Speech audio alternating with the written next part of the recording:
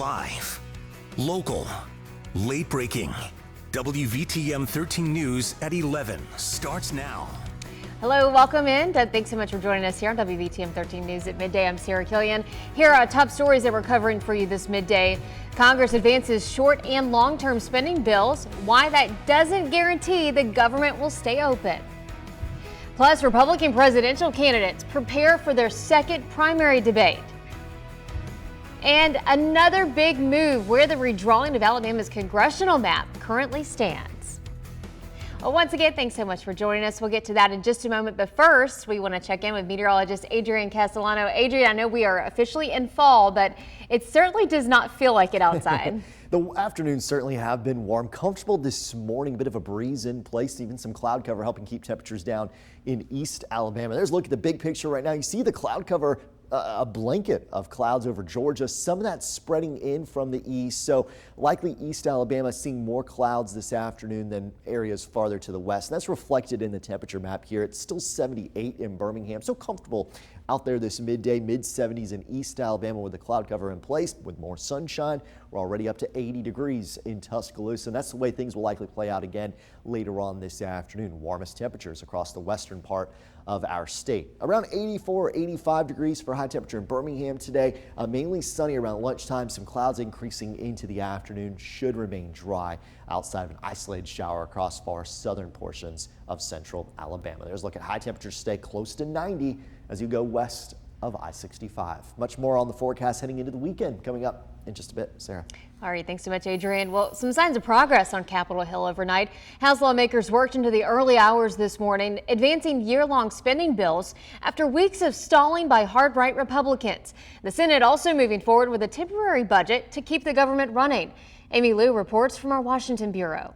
Well, there's still a ways to go for both the House and the Senate. Each chamber lacks the support needed to pass bills in the other, keeping the government on track for a shutdown. Advancing bills on the House floor. It passed. A small victory for House Speaker Kevin McCarthy, fighting to win over the hard-right flank of his party. But the late-stage progress may be too little too late, with a dozen long-term spending bills that need final approval by the end of this week. I never give up. So the deadline's not yet, and we're working. In the Senate, I hope the House follows suit. Lawmakers are charging ahead with a bipartisan package, temporarily funding the government at current levels, with some money for Ukraine and natural disaster recovery in the U.S. It will achieve the most important immediate goal, avoiding a shutdown. Buying Congress more time for talks on long-term government spending into next year. The sooner Congress keeps the light on, the sooner these important conversations can resume. McCarthy is pushing for a vote on his own version of a temporary budget by this Friday. Unlike the Senate's, the House version would cut spending by 8% for most government agencies and would also include Republican priorities on the border, with no money for disaster aid or Ukraine.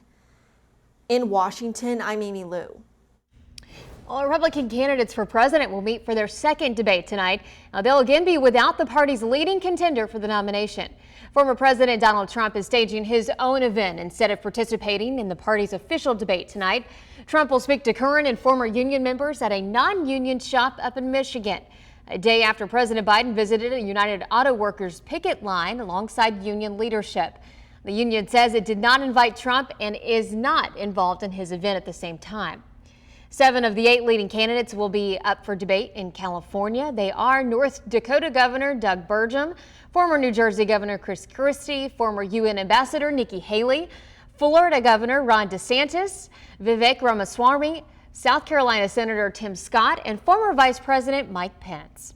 Well, with less than 4 months until the first votes are cast, candidates not named Trump are running out of time to make their case. He's not going to show up at these debates, and there's no exception this time, and I can't imagine he'll show up at the next debate or the one after. Not until his poll numbers are within, at least reaching distance of any of his opponents. According to the latest polls, Trump leads his closest competitor, DeSantis, by a margin of 35 to 50 points. Well, 2 special primary elections are heading to a runoff in the race to replace Democrat Fred Plump, who resigned in May for House District 55. Travis Hendricks and Sylvia Swain are moving forward. And Brian Brinyark and Brad Cox are heading to a runoff in State House District 16. That seat was previously held by Republican Kyle South, who resigned in June to serve as president of the Chamber of Commerce of West Alabama. The special general election will take place on January 9th of next year.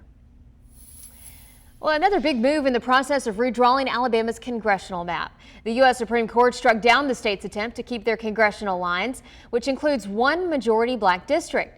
Now, this decision means that the state is one step closer to getting a new map with an additional majority black district. Last June, the court ordered the state to add another majority black district. A lower court ruled that Alabama's map violated the Voting Rights Act. Well, a special master was assigned with creating 3 new maps. So those proposals were handed in on Monday. Alabama State House Minority Leader Anthony Daniels says that the plans represent a chance to restore the power of the vote for black Alabamians and all Alabamians. Now, the changing makeup of the districts could result in another Democrat from Alabama replacing one Republican. U.S. Congress has been sharply divided between Democrats and Republicans, and so this redistricting effort will shift the calculus of who has a majority in the House. It would definitely make Biden's agenda much more feasible to have a Democratic majority in the House of Representatives, which these redistricting cases may deliver. Well, as for yesterday's ruling, Alabama's lone Democratic Congresswoman Terry Sewell applauded the ruling, saying the state is one step closer to having fair representation. Republican Robert Adderhold's district will also be changing. He'll be losing Etowah and Lawrence counties, but he vowed to help them however he can. A hearing on the 3 proposed maps is slated for next Tuesday, October 3rd. Well, Neil here on WVTM 13 News at midday. The Jefferson County Coroner's Office says that an unknown man was hit and killed by a car last night on I-65 at 4th Avenue South. Now, they tell us that the man was walking in the southbound travel lanes when he was hit by a car before 7:30 last night. We're told the driver of the car left the scene. Birmingham police are investigating. A man charged in connection with the teen girl's death is out on bail. Gabriel Uncaffer is charged with manslaughter. Birmingham police say the charge is related to the death of Virginia Cricket Davis. According to the coroner, she was a passenger in a single vehicle crash. That happened back in June on Highway 280 in Birmingham. Helena resident Joshua Crittenden is behind bars and accused of attacking a man in a bizarre incident of road rage. Helena police say that a woman Crittenden knows got upset with a family in a sedan for not using a turn signal. Police say that Crittenden eventually pulled up in a golf cart and attacked the man through a back driver's side window. While Crittenden is facing several charges, including assault. In Calhoun County, the White Plains High School football team will not be eligible for the playoffs. White Plains forfeited their game with Anniston last Friday over safety concerns. Earlier that week, there was a shooting at the South Highland Community Center. Police said that the shooting started after a large fight between girls. One teen was hit. According to the Alabama High School Athletic Association, schools must play all schools in their region to qualify for the playoffs. Now, all of White Plains' remaining games will now be counted as non-region games. Well, the cost of a new supersized prison now under construction in Alabama rises to more than $1 billion. The Alabama Corrections Institution Finance Authority approved a final price of $1.08 billion for the prison in Elmore County. The cost devours most of the $1.25 billion that lawmakers originally agreed to spend to build 2 prisons. In a statement, Governor Ivey blames inflation for the price escalation, but said that the facility is needed. Well, the 4,000-bed prison would include facilities for medical care and vocational training. It's expected to be complete in May of 2026. Well, a federal judge rules that a venture capital firm can continue offering a grant program only to black women entrepreneurs. This comes after a racial discrimination lawsuit against Fearless Fund. The judge's ruling was a victory for the firm, which has become symbolic of the fight over corporate diversity policies. Fearless Fund helps women of color secure funding for their businesses. Last month, our Carla Wade spoke to the founder of Fearless Fund, Ariane Simone, who says that she was not intimidated by the litigation. Well, parents, your child can try out for the Nutcracker, the magical Christmas ballet. They're welcoming dancers ages 6 to 17 to audition today. It's at the Linda Dobbins Dance Studio on Office Park Drive in Birmingham. Auditions begin at 4 o'clock this afternoon. If they pass the auditions, they can participate in the performance on November 19th at the Alabama Theater. Tickets start at $30. You can find those tickets on Ticketmaster.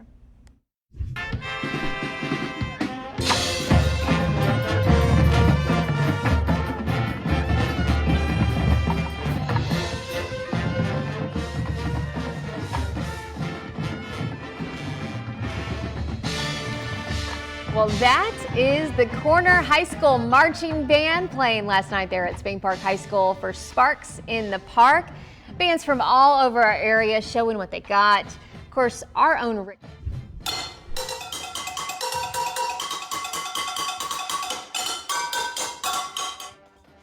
You can see Rick was inspired there by what he heard at nearby Spain Park, and this is Rick cooking up beats in the kitchen. Rick says he was thinking about the drum corps days from about 50 years ago. I don't believe that at all. Looks like he still has it, even with the pots and pans. Don't tell Jill. Well, we do have some breaking news we want to bring you right now. There is a bad accident on the ramp from I-20 to 2059 there. You can see a live look at that. This is one area commonly referred to as Dead Man's Curve, and this is what we're seeing from our ALDOT cameras. You see emergency crews there on the scene. And we will continue to keep an eye on this, let you know when traffic gets moving there along Dead Man's Curve. But obviously you can see a very bad accident causing a lot of delays there. Again, that's the I-20 merging onto 2059. We'll keep you updated. Well, WVTM 13 and the Community Food Bank of Central Alabama, they are fighting hunger together. This is the Neighbors Helping Neighbors food drive. It's going on right now. You can help by donating and sorting food, volunteering, and more. All you have to do, go ahead and get your phone out right now. Scan the QR code you see right there on your screen. That's going to take you to our app where you can get more information on pitching in for the food drive. Well, up next on WVTM 13, Princeton University offering a free ride for those wanting to attend. What officials are planning to do with this offer. And a third grade reading initiative calling on community members to step in, how you can help with this very important initiative. Now stay with us. You are watching WVTM 13 News at midday.